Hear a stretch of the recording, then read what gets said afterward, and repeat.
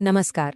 हाल ही में जो 2026 के 5 राज्यों के चुनाव नतीजे आए हैं ना, ऊपर से देखने पर तो सब एकदम साफ और सीधा लगता है, लेकिन यकीन मानिए सतह के नीचे एक बहुत ही दिलचस्प पहेली छिपी है। आज के इस एक्सप्लेनर में हम आज तक की एक बेहद शानदार रिपोर्ट पर बात करेंगे और इस साइलेंट शिफ्ट यानी खामोश बदलाव को डिकोड करेंगे।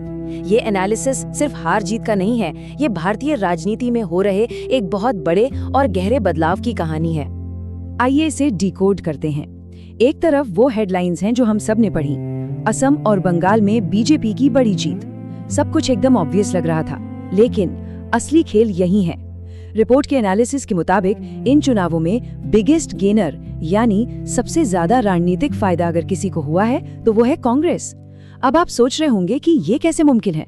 सुनने में थोड़ा अजीब लगता है ना, लेकिन असल कहानी इसी विरोधाभास में ही तो है। तो सवाल ये उठता है कि भाई एक तरफ आप नंबर गेम में पीछे हैं और दूसरी तरफ ये आपकी रणनीतिक जीत कैसे हो गई। ये वो पैराडॉक्स है जिसे आज हम समझेंगे। हम सिर्फ ऊपर ऊपर के नंबर्स नहीं देखेंगे, बल्कि उस लंबी तैयारी को समझेंगे जो सीधे 2029 के आम चुनावों को टारगेट कर रही है। कहते हैं ना, राजनीति में कई बार एक कदम पीछे लेना दरअसल लंबी छलांग की तैयारी होती है। और इस लंबी छलांग का पहला सबूत हमें मिलता है दक्षिण भारत से। 10 ये महज कोई नंबर नहीं है। राजनीति में एक दशक का मतलब बहुत कुछ होता है।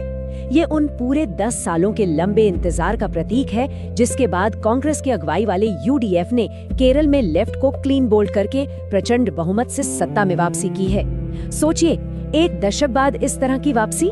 लेकिन ये हुआ कैसे?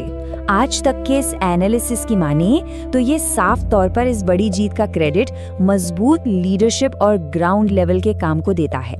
इसे वायनाड इफेक्ट कहा गया है, जिसने राहुल और प्रियंका गांधी के प्रभाव के चलते केरल को पार्टी के लिए एक बेहद सुरक्षित मैदान बना दिया। कर्नाटक और तेलंगाना तो पहले से थे ही, अब इस जीत ने साउथ को आधिकारिक तौर पर एक मजबूत किले में बदल दिया है। चलिए अब बंगाल और असम की बात करते हैं और समझते हैं ये बाइपोलर शिफ्ट आखिर है क्या।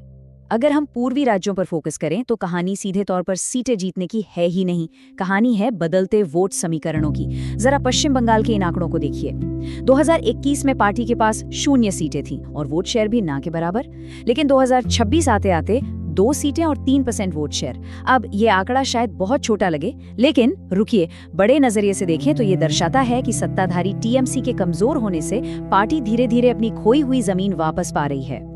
और इस ट्रेंड को रिपोर्ट ने एक बहुत ही सटीक नाम दिया है, सेक्युलर वैक्यूम को भरना।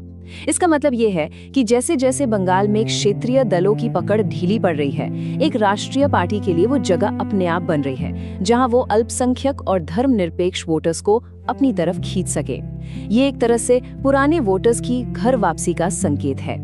बिल्कुल यही स्ट्रक्चरल बदलाव हमें असम में भी देखने को मिला है। पहले क्या होता था, एआईयूडीएफ जैसी पार्टियों की वजह से मुकाबला कई कोनों में बढ़ जाता था, लेकिन अब गेम पूरी तरह पलट गया है।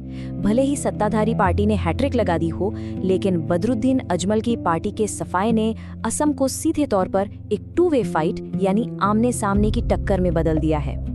अगर हम असम के इस पूरे स्ट्रेटेजिक रीअलाइनमेंट को डिकोड करें तो बातें एकदम शीशे की तरह साफ हो जाती हैं। एआईयूडीएफ का असर खत्म हो गया है, अल्पसंख्यक वोट पूरी तरह एकजुट हो गए हैं और सबसे बड़ी बात, वोट काटने वाली पार्टियां अब सीन से बाहर हैं। आज तक के एनालिसिस के मुताबिक इसका सबसे बड़ा फायदा ये है कि अब बिना वोट बंटने के डर के पार्टी सीधा और आक्रामक हमला कर सकती है। कोई डिफेंस नहीं, सीधा ऑफेंस। अब थोड़ा और नीचे चलते हैं। तमिलनाडु द्रविड़ राजनीति के पार सुदूर दक्षिण में एक बहुत बड़ा राजनीतिक भूचाल आ रहा है। सोचिए, पिछले 60 सालों से वहां सिर्फ 2 ताकतों का राज रहा, डीएमके और एआईडीएमके। लेकिन अब सत्ता विरोधी लहर और सुपरस्टार थलापति विजय की ग्रैंड एंट्री ने इस दशकों पुरानी द्रविड़ राजनीति में बड़ी सेंध लगा दी है।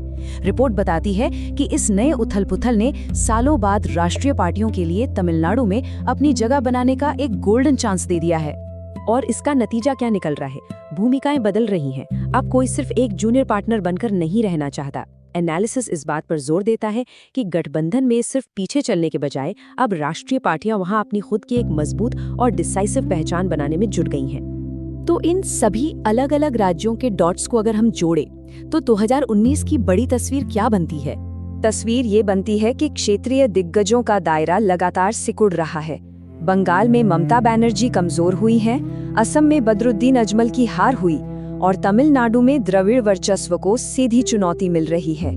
रिपोर्ट के अनुसार क्षेत्रीय नेताओं के ऐसे कमजोर पड़ने का सीधा सा मतलब है कि विपक्षी गठबंधन यानी इंडिया ब्लॉक की कमान अब बिना किसी शक के एक केंद्रीय राष्ट्रीय पार्टी के हाथों में आ गई है।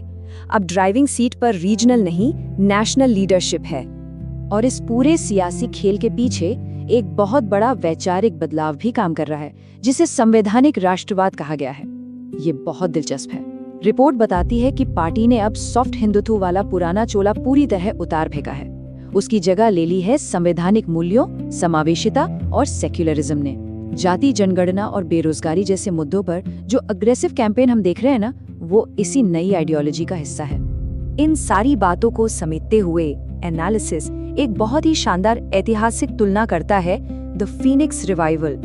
इतिहास गवाह है कि जब जब क्षेत्रीय पार्टियां ताश के पत्तों की तरह बिखरी हैं, एक अखिल भारतीय विपक्ष हमेशा राख से फीनिक्स पक्षी की तरह उठ खड़ा हुआ है। इस रिपोर्ट के मुताबिक पार्टी कैडर अब पूरी तरह से डिफेंसिव मोड छोड़कर अग्रेसिव मोड में आ चुका है। तो इन सारे रुझानों और आंकड़ों को समझने के बाद एक बहुत ही गहरा सवाल हमारे सामने आता है। सिकुड़ती क्षेत्रीय ताकतों के बीच क्या 2029 का आम चुनाव सीधे तौर पर एक आर पार की टू पार्टी लड़ाई बनने जा रहा है? आज तक की रिपोर्ट का यह एनालिसिस सच में सोचने पर मजबूर कर देता है कि भविष्य की राजनीति का ऊंट किस करवट बैठेगा। ये खामोश बदलाव आगे कितनी आवाज करेगा, ये देखना वाकई दिलचस्प होगा। इस एक्सप्लेनर में हमारे साथ जुड़ने के लिए बहुत बहुत शुक्रिया।